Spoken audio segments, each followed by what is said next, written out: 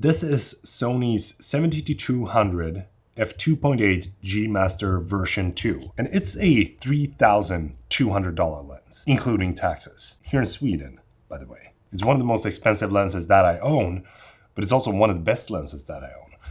But do you need this lens?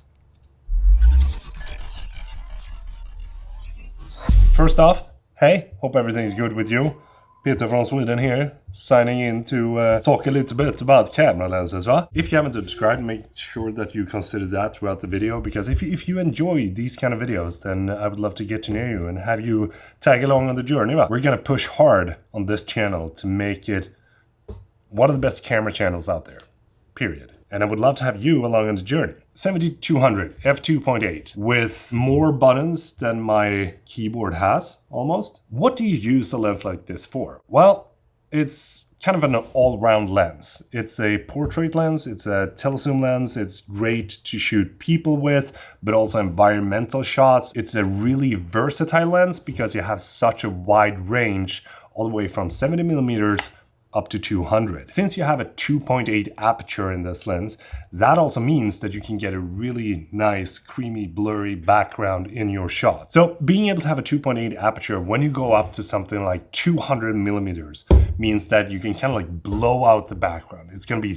all blur. You don't see what is in the background. Sometimes you don't want to have that, and sometimes you can go up to an f5.6 or even an f8 so that you can see more of what is behind the subject. And this is something that you do when you're making movies, because you don't always want to shoot at a super wide aperture, because then you probably wouldn't see what is behind your character or something similar. And when it comes to the build quality of this lens, I think it feels freaking fantastic. And it's also kind of a lightweight lens, even though I would have loved for it to be smaller so that it has a smaller footprint in the camera bag. But looking at the side here, you can see that we have autofocus and manual focus switch, kind of self-explanatory. They have full-time DMF, on or off.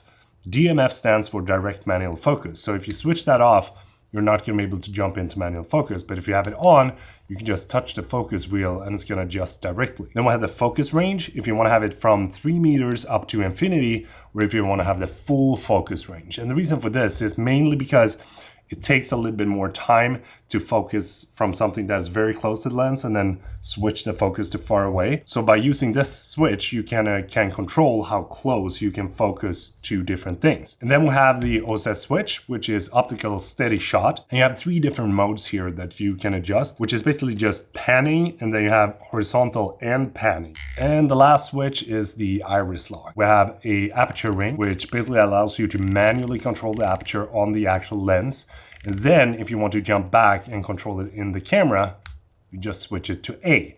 But if you have iris lock turned on, you can't jump from A to manual mode, or if you are in manual mode, you can't jump from manual mode back to the A. You also have 3 customizable buttons on the side, which I love a whole lot because it really gives you the control of using the lens differently, because you can set this up to be whatever you want the buttons to be. So if you want to have center focus right in your thumb, just customize that, and as soon as you want to center the focus, drop it. And then you can have bird IAF or something on the bottom, and then you can have something else on top. It's gonna be up to you on how you want to make it look or feel, or customize the entire lens. Moving on to the zoom ring, I think that this feels freaking fantastic. It is very responsive, makes you feel very nice, and it's not hard to turn at all. And same thing goes with the focus ring. I think that the latest couple of Sony lenses have been so good when it comes to the focus rings. It feels like they are one of the most responsive focus rings ever. And this is great when you're doing filmmaking and want to do those manual focus and adjust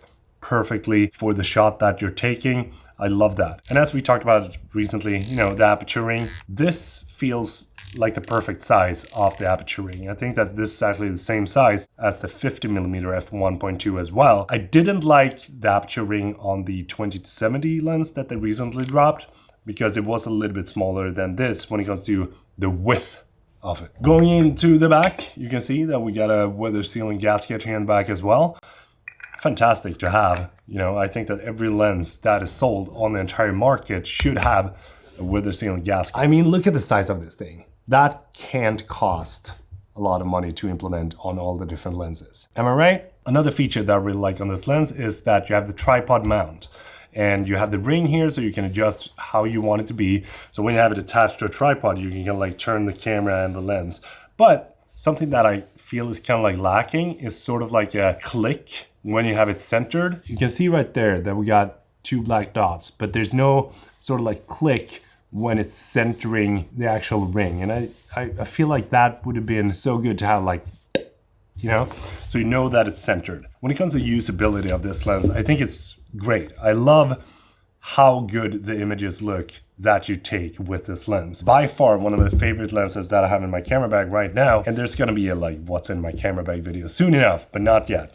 Still have to optimize it for 2023. But just having the possibility of going from 70 to 200 at f2.8 throughout the entire zoom range and not having to think about if it has enough light to shoot indoors or at low light scenarios, because it can. It produces a freaking amazingly sharp image. And when I've been pairing this up with the Sony A1, which by the way is one of my absolute favorite cameras right now, behind the A7S III, the images is just so incredibly sharp. And you can crop them in a whole lot with the A1 as well. I think that having a lens like this is something that a lot of people should strive for when it comes to their camera bag, but you also got to think about the price that you pay for this lens, because that is where the downside is.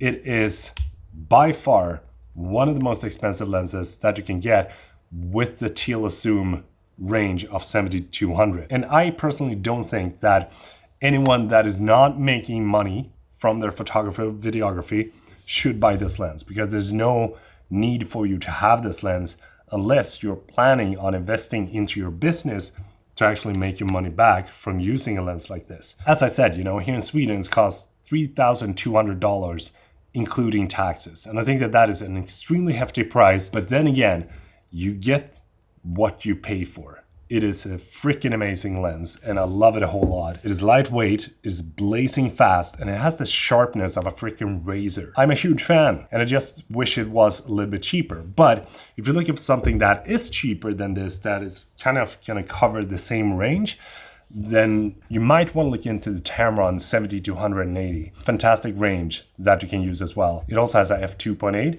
aperture all the way through the zoom. Can highly recommend that if you don't have the budget to crunch out the money for this. But I gotta say, I appreciate that Sony is making new versions of these amazing lenses, because it's one of the best lenses that I got right now, as I said. I would love to know, what do you think about this lens? Do drop a comment down below, and hope that you enjoyed this video. If you did, please do give it a thumbs up, and I will see you in the next video. Ta en lite kaffe, ja. Ha det gött. Hej.